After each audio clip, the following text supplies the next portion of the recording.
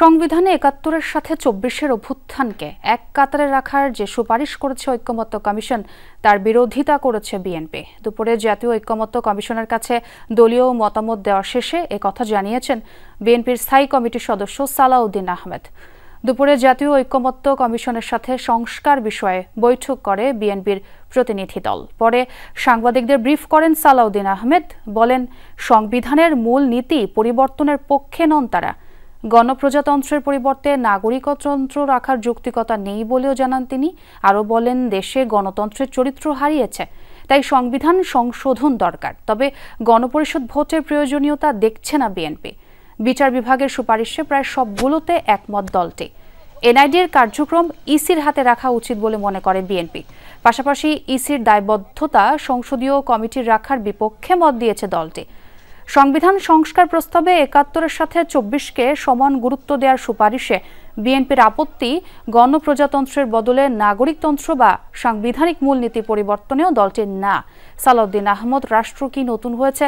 এখানে গণতন্ত্রের চরিত্র হারিয়েছে, তাই সংবিধান সংশোধন দরকার, গণপরিষদ ভোট নয়। ১৯৭১ সালের স্বাধীনতা যুদ্ধের সাথে একই কাতারে ২০২৪ সালের গণ অভ্যুত্থানকে নিয়ে এসছেন, যেটা আমরা মনে করি সমীচীন নয়।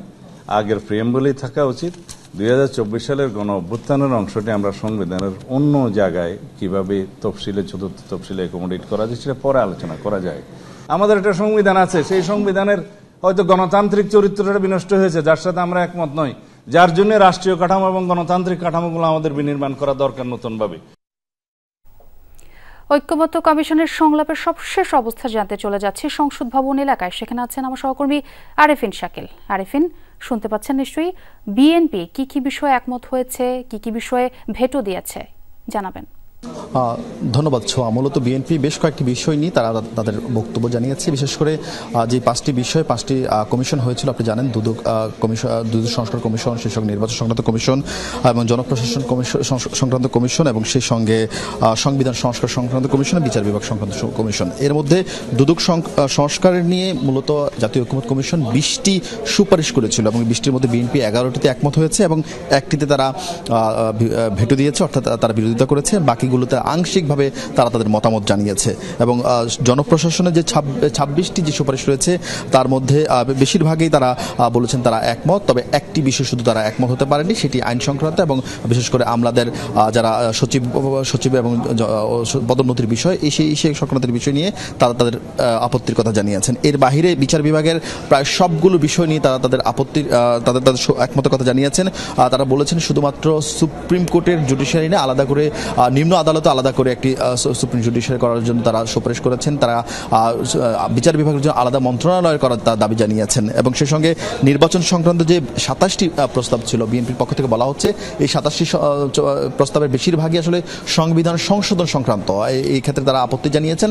তারা বলছেন এগুলো আসলে একেবারেই অধ্যাদেশ জারি করে সেগুলো সংশোধন করা সম্ভব নয়। সেই জন্য জাতীয় নির্বাচন দরকার, অর্থাৎ সংসদ নির্বাচন দরকার। সেই সংসদ নির্বাচনের মাধ্যমে সেগুলো করতে হবে এবং সেখানে বেশিরভাগ সময় নির্বাচন কমিশনের নির্বাচন সংক্রান্ত যে কমিশন ছিল সেই কমিশনের প্রস্তাবনা সমালোচনা করেছে বিএনপি। বলছে এখানে সিএসসি থেকে শুরু করে অন্য কমিশনারদের যে ক্ষমতা, সেই ক্ষমতা খর্ব করে নানান ধরনের আসলে প্রস্তাব করা হয়েছে, সেগুলো তারা বিরোধিতা করেছেন। এবং সেই সঙ্গে স্থায়ী কমিটিতে নয়, আলাদা করে যেভাবে বিচার বিভাগের বিচারপতি অপসারণ করা হয় সেই নিয়মে যেন কোনো অনিয়ম বা কোনো ধরনের সমস্যা তৈরি হলে সিএসসি কিংবা অন্য কমিশনের অপসারণের যে রীতি রয়েছে সেই রীতিতে ফলো করার জন্য ছোঁয়া। আরিফিন, আরও একটি বিষয় জানাবেন। এনসিপির সঙ্গে তো ২টার দিকে কমিশনের বৈঠক হওয়ার কথা, সেটি কি শুরু হয়েছে? এখনো সেটি শুরু হয়নি। সেটি আজকে মূলত বৈঠক নয় ছোঁয়া, মূলত আজকে তারাও তাদের যে মতামত সেই মতামত জানাবেন।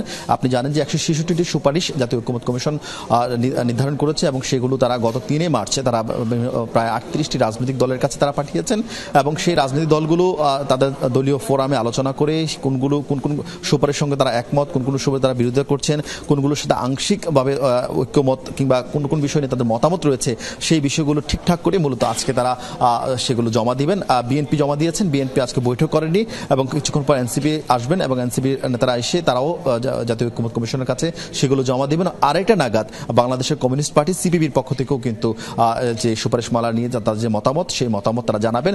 ঈদের পর মূলত এই রাজনৈতিক দলগুলোর সঙ্গে আরেক দফা ওই জাতীয় ঐক্যমত্য কমিশনের বৈঠক হবে এবং তারা যেসব বিষয় ঐক্যমত করেছেন সেসব বিষয় থাকবেই, তবে যেসব বিষয় বিরোধিতা করেছে সেসব বিষয় নিয়ে দুপক্ষের মধ্যে আলোচনা হবে। ছোঁয়া। ধন্যবাদ আরিফিন। অবশ্যই সেই খবর আপনার কাছ থেকেই জেনে নেব।